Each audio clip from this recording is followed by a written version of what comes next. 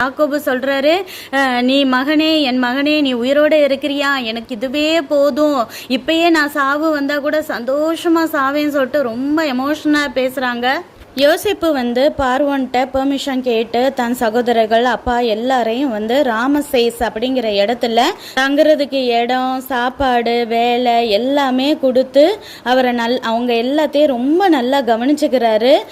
யோசிப்பு அதிபதிங்கிறதுனால நிச்சயமா ஒரு அரண்மனையில தான் தங்கியிருப்பாரு. அவரை நினைச்சிருந்தா அவர் கூடையே வச்சிருந்திருக்க முடியும். ஆனா இவங்கெல்லாம் ஏற்கனவே சகோதரர்கள்ல துரோகம் பண்ணதுனால அவங்கள ஒரு எல்லையில கொஞ்சம் தள்ளியே தான் வைக்கிறாரு. அதே போல நம்ம வாழ்க்கையிலும் நம்ம நிறைய துரோகிகளை இது வரைக்கும் நம்ம கடந்து வந்திருப்போம். அவங்களுக்கு நம்ம திரும்ப சான்ஸ் கொடுத்தாலுமே அதே போல திரும்ப திரும்ப தவறு செஞ்சு துரோகம் செஞ்சு நம்மளை குழியில தள்ளுறவங்களா தான் நிறைய பேர் இருக்காங்க. அதனால துரோகின்னு தெரிஞ்சாலே நம்ம தேவன்கிட்ட ஒப்பு கொடுத்து ஜெபிச்சுட்டு அவங்கள நம்ம மன்னிச்சுட்டு தூரத்துல நம்ம வாழ்க்கையை விட்டே அவங்கள தூரத்துல வைக்கிறது தான் நல்லது நம்மளுக்கு.